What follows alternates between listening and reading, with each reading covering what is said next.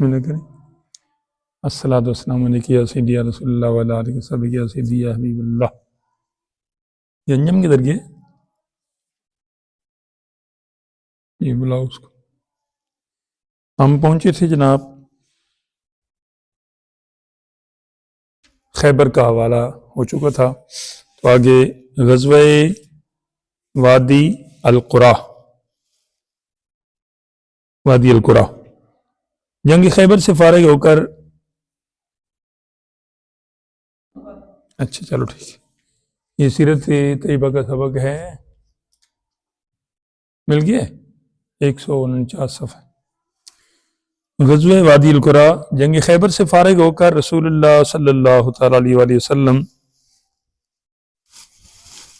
وادی القرا کی طرف روانہ ہوئے. یہ وادی خیبر اور تیما کے درمیان واقع ہے. اس میں دیہات کا لگاتار سلسلہ چلا گیا ہے، اس لیے اسے وادی القرا کہتے ہیں. القریہ لفظ جو ہے نا، یہ قریہ جو ہے نا گاؤں کو کہتے ہیں. وعلیکم السلام. ٹھیک ہے، قرآن پاک میں آتا ہے نا کہ ربنا اخرجنا من هذه القرية الظالم اهلها، وہاں قریہ. ایک اور جگہ پہ بھی ہے، کئی جگہوں پہ ہے قریہ، گاؤں کو کہتے ہیں قریہ. قریہ ہم اپنی زبان میں بھی کہتے ہیں، گلی گلی قریہ قریہ. ٹھیک ہے، اسی کی جمع پھر قرا آتی ہے، چونکہ قریہ کے آخری حرف تا ہے نا. قریہ کے لفظ لکھو نا تو آخر میں اردو میں تو ہا بن جاتی ہے، لیکن عربی میں پڑھیں گے تو تا نظر آئے گی. لیکن تا کون سی؟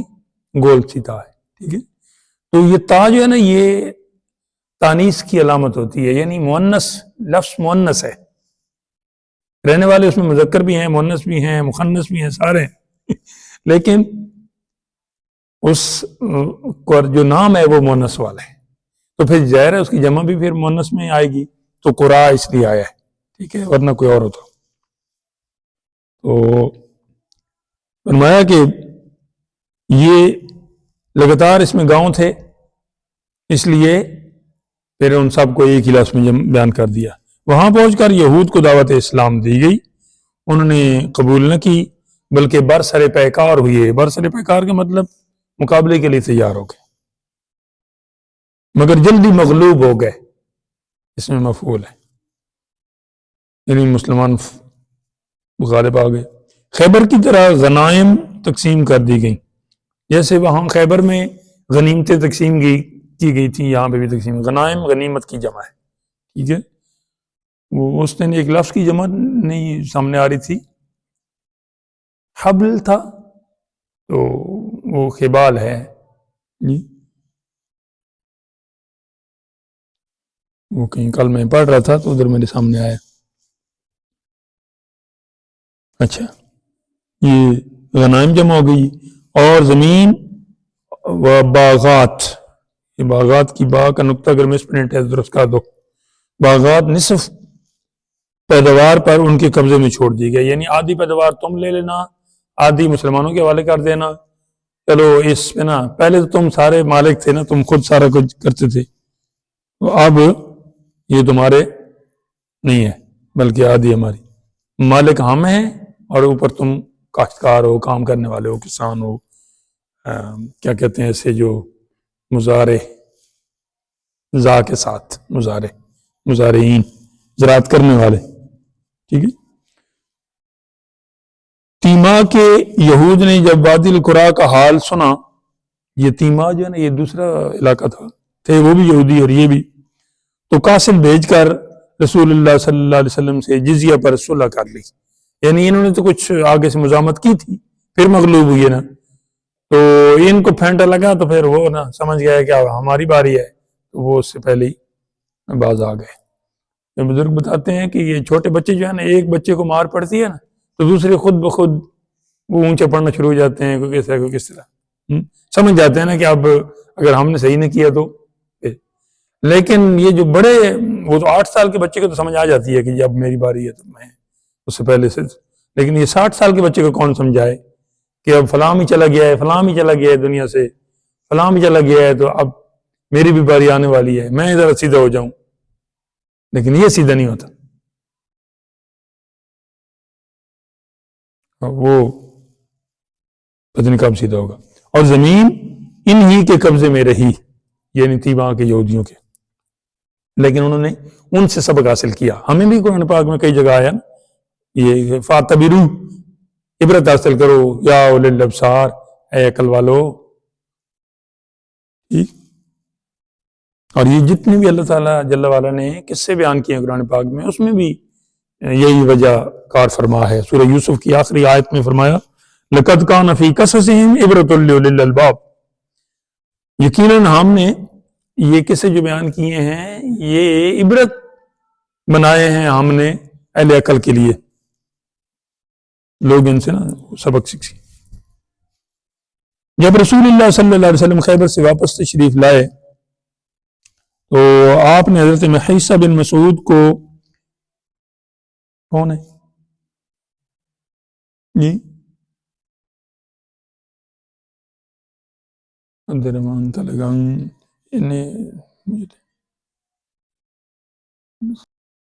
اچھا.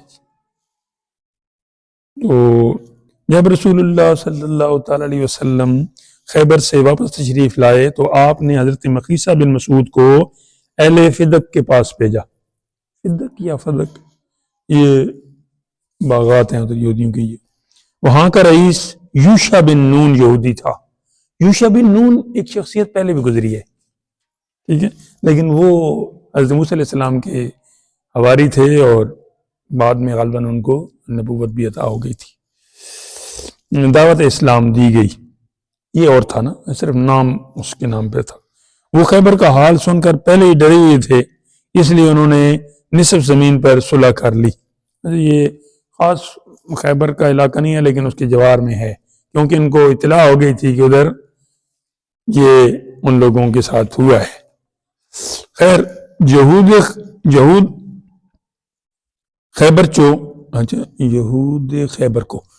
خیبر کو اگرچہ امان دیا گیا تھا، ٹھیک ہے، مگر اپنی شرارتوں سے باز نہ آتے تھے اور نہ اب بھی باز آتے ہیں. اس دن میں آسٹریلیا میں بھی ان کے ساتھ کچھ ہو گیا ہے. مسلمانوں کے ساتھ جو کچھ ہو رہا ہے وہ تو کسی کو نظر نہیں آتا. ادھر ہوا ہے تو فوراً جناب پوری دنیا کا میڈیا جناب چیخ پڑا ہے 1000 بندہ تھا تو ہمارا یہ ہے تو وہ ہے. ادھر بھی ایک مسلمان نے اس حملہ آور کو پکڑا ہے اور پھر بھی ظلم کی چکی مسلمان پر ہی چل رہی ہے. اللہ مسلمانوں کی خیر کرے، مسلمانوں کو سچا مسلمان بنائے تو انشاءاللہ خیر ہی خیر ہے. یہود خیبر کو اگرچہ امان دیا گیا تھا مگر وہ اپنی شرارتوں سے باز نہ آتے تھے. چنانچہ ایک دن زینب یہودی عورت کا نام ہے، اور جو سلام بن مشکم یا کوئی اگر نام میں مسئلہ کی زوجہ اور مرحب کی بھاوی تھی.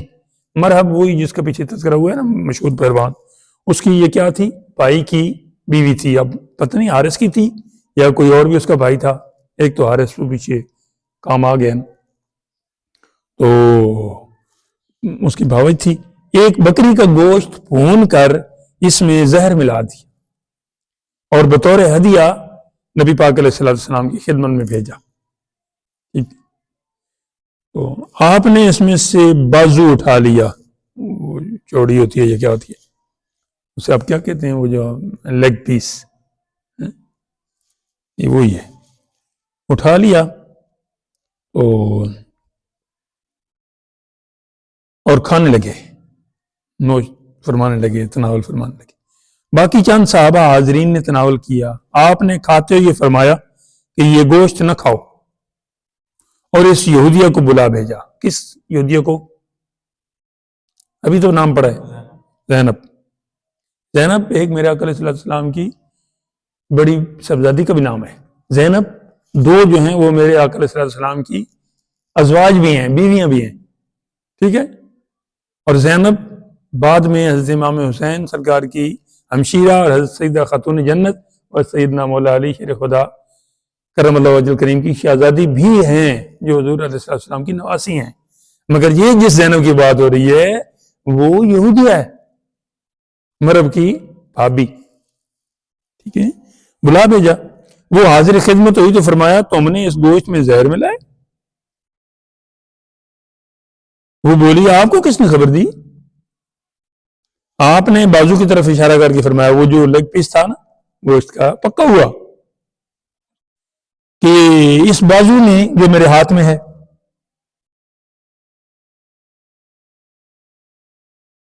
جاگ اٹھے ہیں بازو ہمارے، جاگے ہاتھ ہمارے.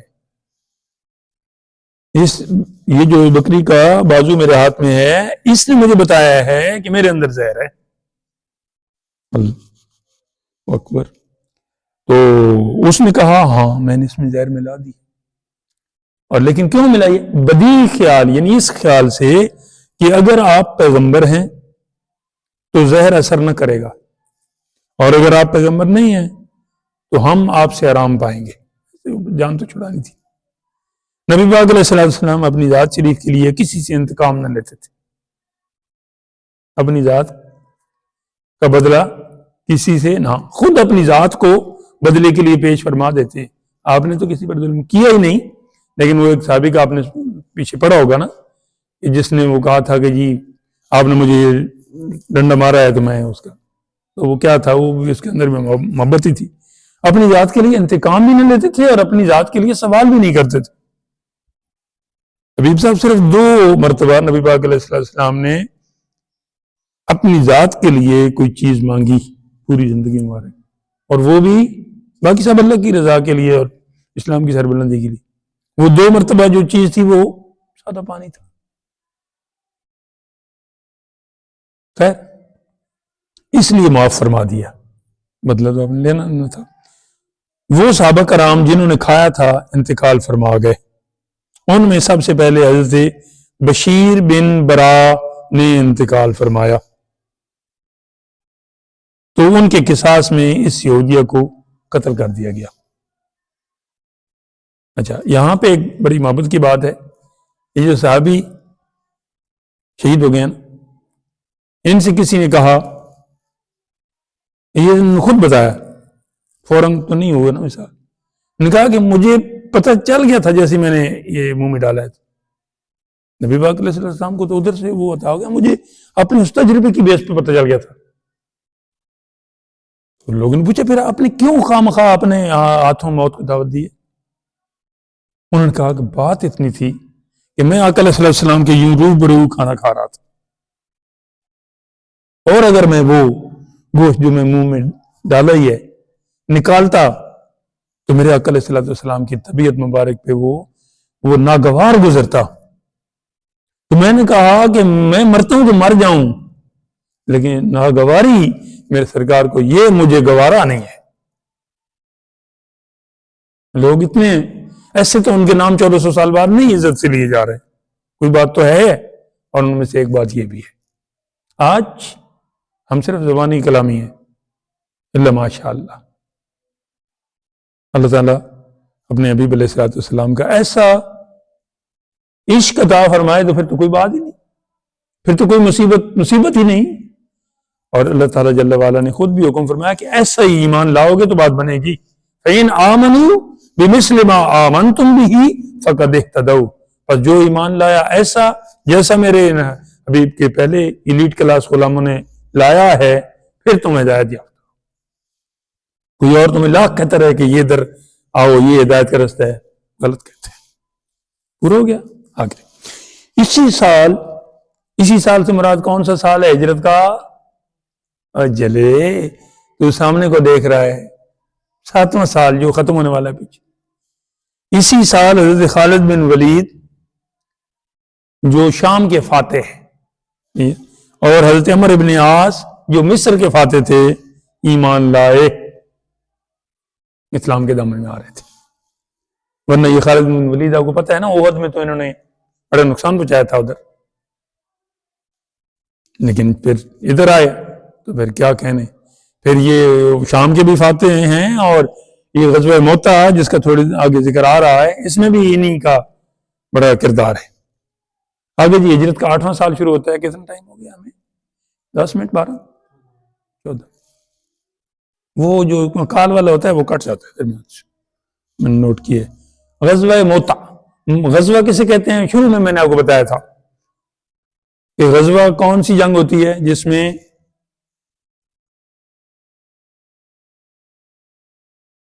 اس طرح کا یاد رکھو گے تو پھر پاس بھی ہو جاؤ. ہاں جی، خود بنفس نفیس تشریف لے جائیں آقا علیہ السلام. آپ کو یہ جواب دینا چاہیے تھا.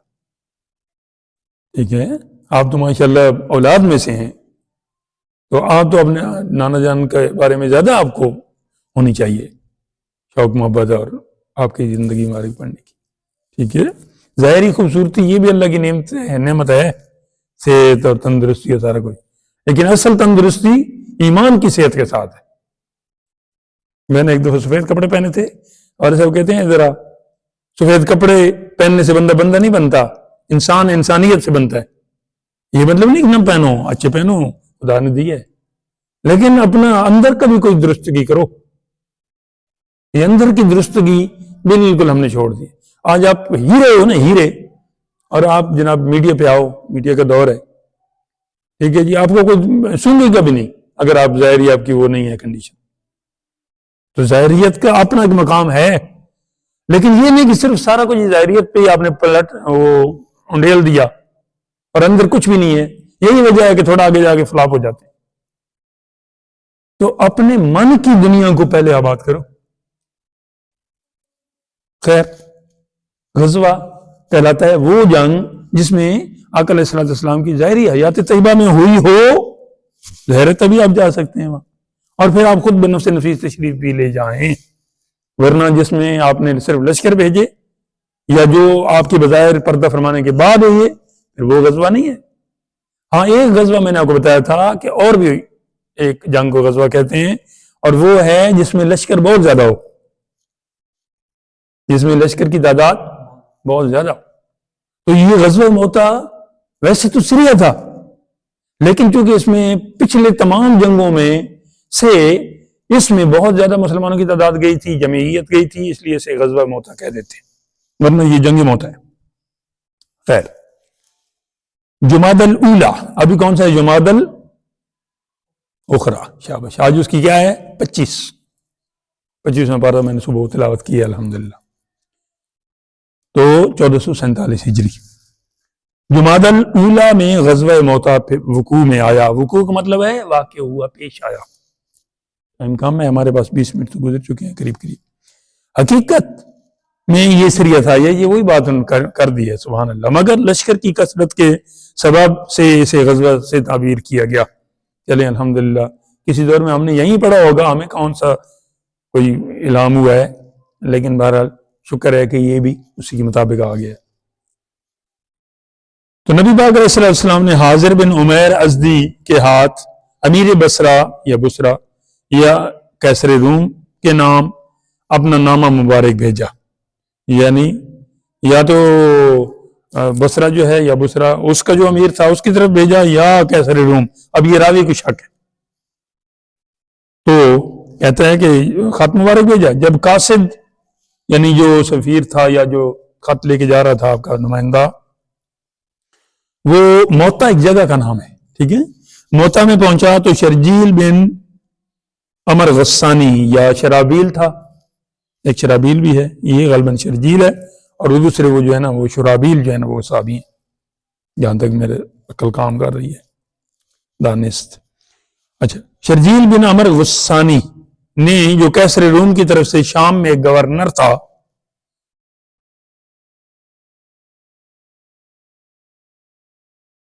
اس کو شہید کر دیا. یہ ہمارا ایک بندہ غائب نہیں جی، کدھر گیا؟ اچھا، شام میں ایک گورنر تھا. شرجیل بن عمر غسانی نے، جو قیصر روم کی طرف سے شام میں گورنر تھا، اس کو شہید کر دیا. کس کو؟ قاصد کو، جو آقا علیہ السلام کا نا بھیجا گیا تھا. قاصد کو ویسے یہ سفارتی بد اخلاقی اور بہت ہی پرلے درجے کی یہ ہے غلطی، قاصد کو قتل کرنا، ورنہ یہ ایک سب کا متفقہ یہ ہے اصول. اس کو شہید. جب نبی پاک علیہ السلام کو یہ خبر پہنچی تو آپ نہایت غمگین ہوئے، اور 3000 فوج بسرکردگی، یہ اس کا معنی میں نے آپ کو قیادت بتایا ہے، زید بن حارث کی نا، حارث نہیں ہے، یہ حارثہ ہے، ٹھیک ہے، یہ زید بن حارثہ وہی ہیں جو آقا علیہ السلام کے منہ بولے بیٹے ہیں، قرآن پاک میں واحد صحابی ہیں جن کا نام ہے، اور حضرت اسامہ بن زید کے والد گرامی ہیں، حضرت ام ایمن کے خاوند ہیں، اور غلاموں میں سب سے پہلے ایمان لانے والے ہیں۔ جو آپ کے آزاد کردہ غلام تھے بھیجی، اور حکم دیا کہ اگر زید شہید ہو جائیں تو جعفر بن ابی طالب، اور وہ بھی شہید ہوں تو عبداللہ بن رواحہ، یہ کل بھی ان کا پرسوں ذکر آیا تھا، فوج کے سردار ہوں۔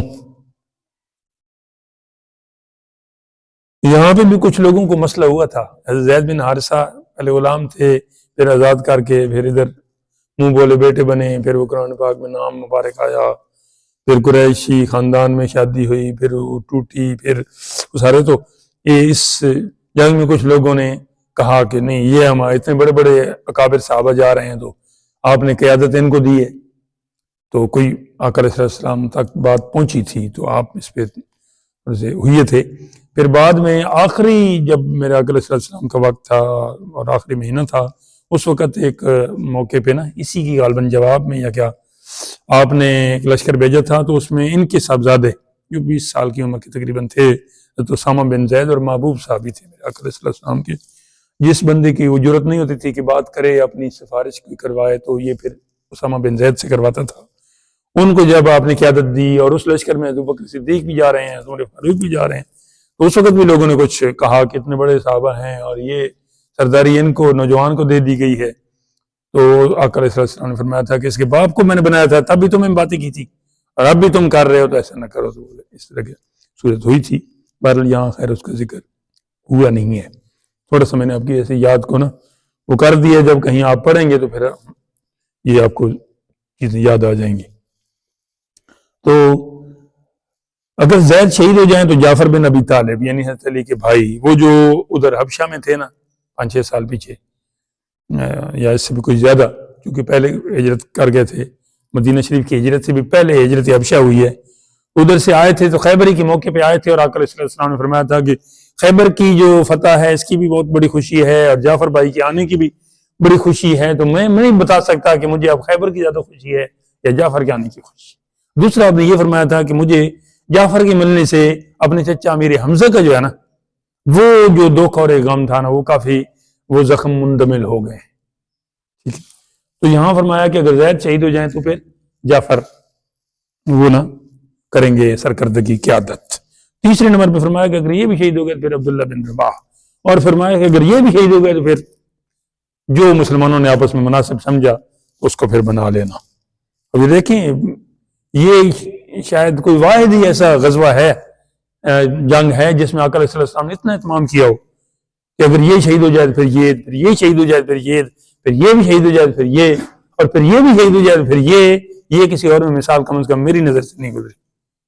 تو یہ بظاہر تو ایسا ہے، لیکن اب وہ جو جانے والے تھے ان کو اندازہ ہو گیا تھا کہ ہمارا کام ادھر مکمل ہو جائے گا۔ اور حضرت علی پاک کی ایک بات آپ کو یاد ہے، میں نے آپ کو سنائی تھی ہجرت کے موقع پہ، حضرت علی پاک کو اس بستر پہ مطلب سلا ہے سرکار پاک، تو بعد میں حضرت علی پاک سے پوچھا گیا کہ اس رات کو پھر نیند تو آپ کو نہیں آتی ہوگی کہ جان کے لالے پڑے تھے، تو میں جتنی بہترین نیند بے فکر ہو کے آئی ہے اس رات کو اتنی تو کسی پوری زندگی میں نہیں آئی۔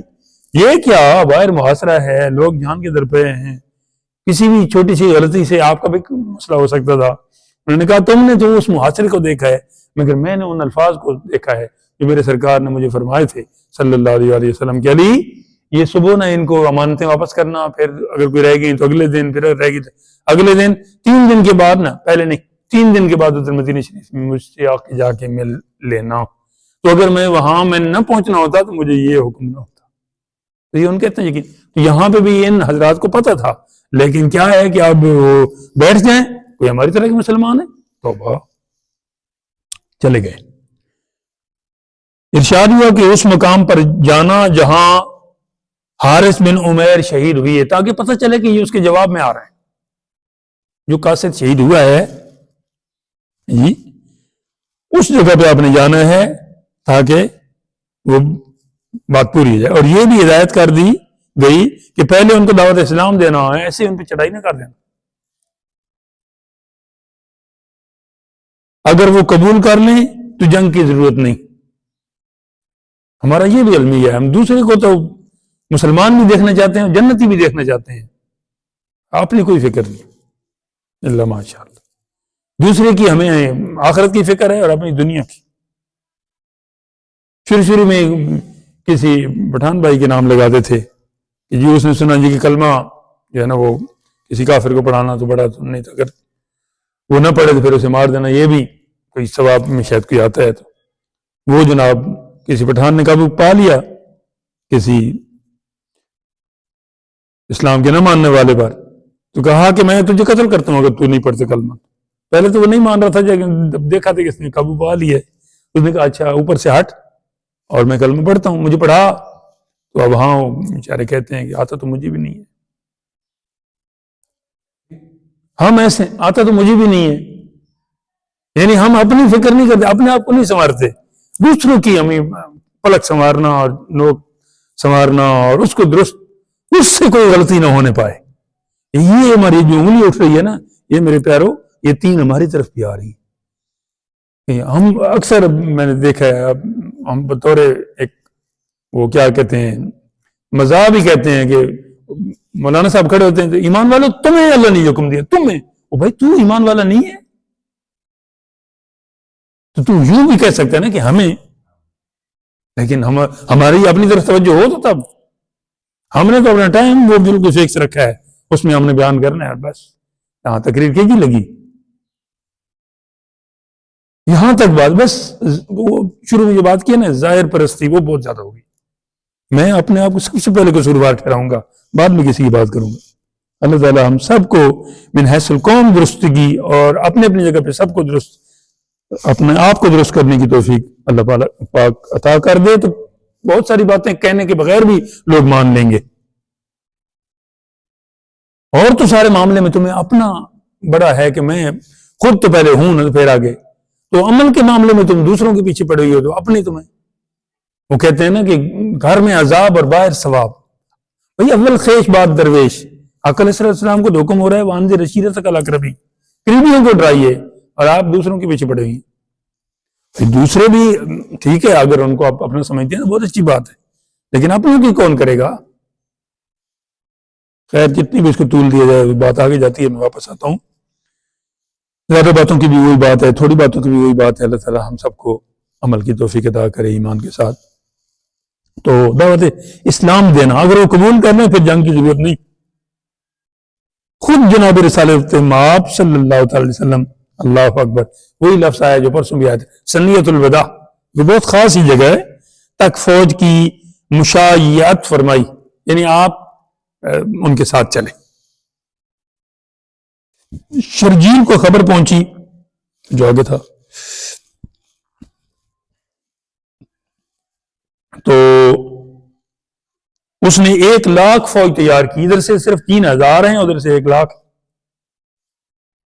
ادھر کیسر روم کی 1,00,000 فوج لے کر زمین بلقا یا بلقا میں خیمہ زن ہوا، یعنی خیمہ لگائے سے. جب لشکر اسلام شہر معان یا کوئی اور تلفظ ہے میں پہنچا تو ان کو دشمن کی تعداد کثیر، یہ 2 دفعہ یہ لفظ لکھا گیا ہے کاتب کی غلطی کی وجہ سے یا کمپیوٹر کی، یہ 1 دفعہ ہے کی اطلاع ملی. مسلمانوں کو پتہ چلا نا کہ بہت زیادہ دشمن آ گئے. انہوں نے چاہا کہ دربار رسالت صلی اللہ علیہ وسلم کو حالات کی اطلاع دی جائے کہ یہ 3,000 تو بہت کم ہے اس لحاظ سے، اور حکم کا انتظار کیا جائے. مگر حضرت عبداللہ بن رواحہ جو تیسرے نمبر کے تھے یا دوسرے نمبر کے تھے، ذرا غور کریں، تیسرے کے تھے جی. پہلے پہ زید بن حارثہ ہیں، دوسرے پہ جعفر طیار ہیں، تیسرے پہ ان کا نمبر ہے. تو بہرحال ان کا بھی تھا تو صحیح نا. ہاں جی، وائس کیپٹن کی بھی تجویز تو ہوتی ہے کیسیت تو. مگر عبداللہ بن رواحہ نے کہا کہ فتح و شہادت میں سے ایک ہمیں ضرور حاصل ہو جائے گی، اگر ہم فتح حاصل نہ کریں شہید تو ہو جائیں گے، اس لیے آگے بڑھے. جب بلقا کی حد پہ پہنچے تو مشارف میں کیسر کا لشکر نظر آیا. مشارف غالباً جگہ ہی کا نام ہے یا پھر کوئی اور. اس دن ایک ہم وہ بول رہے تھے، میں نے آج سنا ہے وہ کہ وہ جو تھا نا اس کا خیبر کا، اس میں جو حضرت صفیہ تھیں ان کے بارے میں کہ وہ اس کے خاوند کا نام آیا تھا، تو میں نے کہ اس کے تحت تھیں، تو میں نے کہا تھا کہ وہ کنیز تھیں. کنیز نہیں تھی، وہ اس کی بیوی تھی. کنیز تو اس طور پہ بن گئی کہ جب مسلمانوں کے قبضے میں آئی، کیونکہ مال غنیمت میں تھیں. تو پھر دوسری پھر آقا علیہ السلام نے آزاد فرمایا تھا اور پھر نکاح مبارک فرمایا تھا. تو مجھے اس سے تھوڑا سا ڈاؤٹ ہوا تھا، لیکن وہ ایک قبیلے کی رئیس کی بیٹی تھی اور ایک قبیلے کے رئیس کی بیوی تھی. ٹھیک ہے، یہ ذرا درستگی آپ اپنے ذہنوں میں کر لیں. ادھر اپنی طرف سے تو میں نے درستگی کر کے لگایا ہے، اور دوسری جگہ پہ وہ آنیر ہو گئے تو پھر یہ بھی ہو جائے. مسلمان بچ کر موتا کی طرف چلے گئے. وہ جب ادھر سے سامنے نا مشارف میں کیسر کا لشکر نظر آیا، مسلمان بچ کر موتا جو علاقہ ہے جس کے سے یہ غزوہ مشہور ہے اس طرف چلے گئے، اور یہاں جنگ ہوئی. اب یہ حضرات زید و جعفر و عبداللہ بن رواحہ، اگر ایک ہو تو پھر کیا کہتے ہیں؟ حضرت. جب زیادہ کو بیان کرنا ہو یا زیادہ کو سنانا ہو تو ہم اعلان کرتے ہیں، کیا کہتے ہیں؟ حضرات. تو وہاں صرف ایک کو نہیں سنانا تھا. ٹھیک ہے، تو اس لیے یہاں حضرات ہے کیونکہ آگے 3 بندوں کا بیان ہے. ٹھیک، اور چلے حضرات زید و جعفر و عبداللہ بن رواحہ یک کے بعد دیگرے بڑی بہادری سے پیدل ہو کر لڑے اور شہید ہوئے.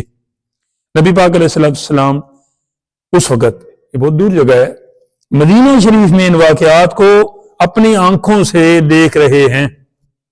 یہ ٹیلی ویژن، یہ ویڈیو کال اور یہ سب سلسلہ تو اب بنا ہے اس صدی میں آ کے، لیکن پیغمبر کی آنکھ اس وقت دیکھ رہی ہے. آپ مدینہ شریف میں موتا دور میلوں، ہزاروں نہیں تو سینکڑوں ضرور ہے. وہاں پہ جو کچھ ہو رہا ہے میرے سرکار بتا رہے ہیں. یہ کل پرسوں میں نے حضرت علی پاک کے بارے میں بیان کیا تھا، نچلی زمین سے لے کر اوپر والے ادھر تک ان کی نظر کام کر رہی ہے. حضرت عمر فاروق کو دیکھ کے مدینہ شریف میں ہو کے وہ حضرت ساریہ کو پکار رہے ہیں کہ اس طرح پہاڑ کی بنا لو، پہاڑ کی بنا لو. تو یہ تو ان کے نام لیوا ہیں، ان کے نام پہ قربانیاں دینے والے ہیں. تو جو آقا ہیں ان کی نظر پھر کیوں نہ کام کرے گی؟ تو ادھر آپ آنسو مبارک بھی بہا رہے ہیں. اللہ اکبر، رو رو کے مصطفیٰ نے دریا بہا دی. تو آپ ساتھ ساتھ بیان فرما رہے ہیں کہ اب جھنڈا زید بن حارثہ کے ہاتھ سے گیا کیونکہ وہ بھی شہید ہو گئے. اب جناب جعفر طیار کے پاس آیا، اب وہ بھی شہید ہو گئے. اب عبداللہ بن رواحہ کے پاس آیا، اب وہ بھی شہید ہو گئے. اب اللہ کی تلواروں میں سے سیف من سیوف اللہ تعالی، اب اس کے ہاتھ اب مسلمانوں کو فتح ہو گئی ہے. یہ سارا ادھر آپ نے آنکھوں دیکھا حال بیان کیا اللہ تعالیٰ کی عطا سے. کیا کہا جائے گا اس کو؟ تو بیان فرما رہے ہیں حضرت جعفر نے پہلے اپنے گھوڑے کی کونچیں کاٹ دی. کونچیں ٹانگوں کو کہتے ہیں، یعنی تاکہ میں بھاگنے کے میرے دل سے خیال نکل جائے کہ میں گھوڑے پہ چڑھ کے بھاگ جاؤں. پھر حملہ کیا. خیبر کے چونکہ بعد تشریف لائے تھے اور خیبر کے بعد یہ چھوٹی جھڑپیں ہوئی اور اس کے بعد یہ آگے ایک دو ہی ہوئی تھیں یہودیوں سے، تو ان کو یہ موقع غالباً پہلی بار مل رہا تھا تو پورا. پھر حملہ کیا، ان کا دایاں بازو کٹ گیا. یہ تو علم، کل میں نے آپ کو بتایا تھا پرسوں کہ علم کسے کہتے ہیں؟ ڈنڈا. بائیں ہاتھ میں لے لیا، بایاں بھی کٹ گیا. اللہ اکبر. یہی کیفیت حضرت عباس علمدار کے ساتھ بھی ہوئی ہے کربلا میں. ٹھیک ہے، یہ جو فقہ جعفریہ کہلاتا ہے یہ اسی حضرت امام جعفر ہیں اوپر، نیچے امام جعفر صادق ہیں امام باقر کے صاحبزادے. امام باقر آگے امام زین العابدین کے صاحبزادے ہیں. امام زین العابدین امام حسین کے، اور امام حسین حضرت مولا علی کے. ہاں تو لیکن اصل جعفر وہی ہیں، یہ ادھر ہی سے آ رہا ہے جہاں تک میں پہنچ رہا ہوں. تو کٹ گیا بایاں بھی اور بغل میں لے لیا. یہ تھوڑا سا یہ جو حصہ باقی تھا نا بغل، بغل اسے کنارے کو یہ جو ہے نا جگہ، اس کو کہتے ہیں بغلی کنارہ. حافہ، حافہ اسے عربی میں کہتے ہیں، حافہ. بغل میں لے لیا یہاں تک کہ شہید ہو گئے. حضرت عبداللہ ابن عمر رضی اللہ عنہما کا بیان ہے کہ میں نے ان کی لاش دیکھی. لاش کو لاش بھی کہتے ہیں، ناش بھی کہتے ہیں، نون عین شین، اس کا بھی یہی مطلب ہوتا ہے. تو اس پر 90 سے کچھ اوپر زخم تلواروں کے اور برچھیوں کی، برچھیاں نیزے کو کہتے ہیں، ٹھیک ہے، کہ تھے. اور سب کے سب سامنے کی طرف سے تھے، پیٹھ دے کے نہیں، پیٹھ کے پیچھے نہیں، پشت پر ایک بھی نہ تھا. نبی پاک علیہ السلام نے حضرت جعفر کو شہادت کے بعد بہشت میں، بہشت تو میں نے ایک توڑ نکالا ہوا اپنے طور پہ کہ حشت 8 کو کہتے ہیں فارسی میں، تو بے کا معنی 7 ہو گیا. تو چونکہ جنت کے دروازے 8 ہیں تو پھر جنت کا ایک نام بہشت بھی ہے. چشت اہل بہشت، بہشت میں فرشتوں کے ساتھ اڑتے دیکھا. شروع میں ادھر ماسٹر صاحب بھی تھے تو ایک دن یہ بیان ہوا تھا، انہوں نے کچھ تفصیل بھی بیان کی تھی اس کی، میں نے بھی بیان کی تھی تیار کی تشریح کرتے ہوئے، پتہ نہیں آپ کو یاد ہو کہ نہ یاد ہو. دوسری روایت میں ہے کہ بشکل فرشتہ، بشکل فرشتہ یعنی فرشتہ جعفر کی شکل میں 2 خون آلود بازوؤں کے ساتھ دیکھا. کس نے؟ حضرت عبداللہ ابن عمر نے. اسی واسطے ان کو جعفر طیار یا جعفر ذوال جناحین کہتے ہیں. جناحن بازو کو کہتے ہیں. وہ اللہ تعالیٰ 15ویں پارے میں ارشاد فرماتا ہے نا، سورہ بنی اسرائیل یا بنی اسرائیل کے علاوہ دوسرا نام اسراء ہے سورت کا، اس میں کہ وَخْفِضْ لَهُمَا جَنَاحَ الذُّلِّ، اپنے عاجزی کے بازو اور پر چکا لے اپنے والدین کے سامنے. اے بندے، جب تیرے والدین دونوں یا دونوں میں سے کوئی ایک بڑھاپے کے عالم میں ہو تو ان کے سامنے اکڑتا نہ پھر، بلکہ اپنے بازوؤں کو جھکا لے، عاجزی کے بازوؤں کو. ٹھیک ہے، تو جناح کسے کہتے ہیں؟ پر کو. بازو کو بھی کہہ دیتے ہیں، پرندوں کے پر ہوتے ہیں اور انسانوں اور باقی جانوروں کے یہ بازو ہیں. ٹھیک ہے، تو جب 2 بازو ہوں گے تو جناحین ہو جائے گا. ٹھیک ہے، تو یا تو ان کو جعفر طیار اس لیے کہتے ہیں کہ حضرت عبداللہ بن عمر کہتے ہیں کہ میں نے فرشتے کو دیکھا، اس کے 2 بازو کٹے تھے اور خون بھی آ رہا تھا، لیکن فرشتوں کو انسانی شکل میں دیکھا، انہی کی شکل میں دیکھا.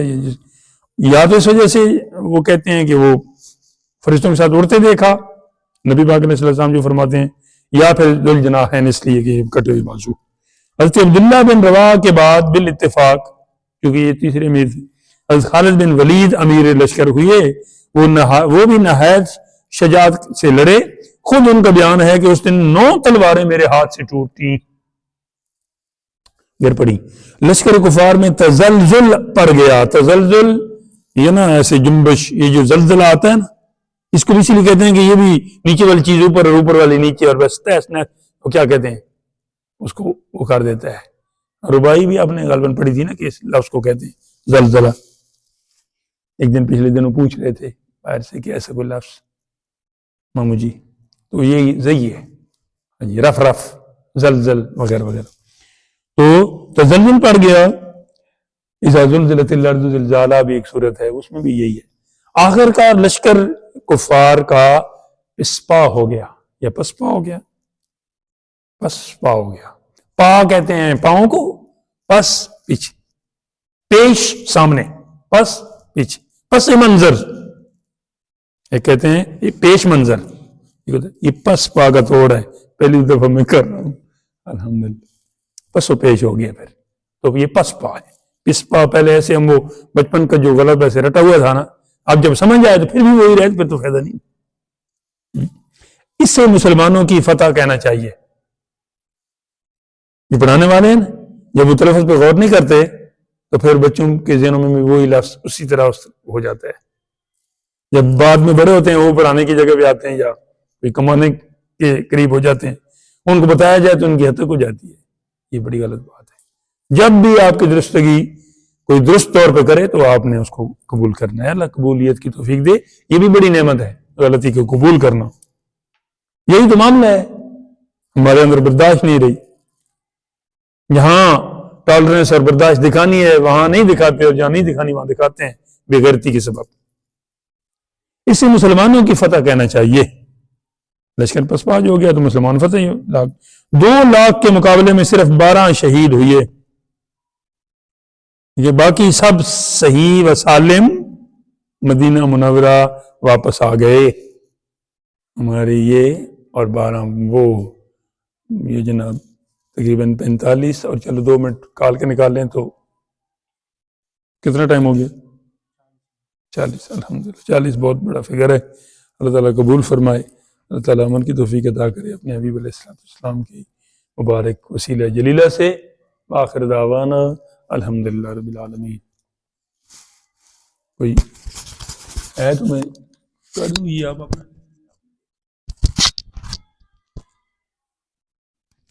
شکر.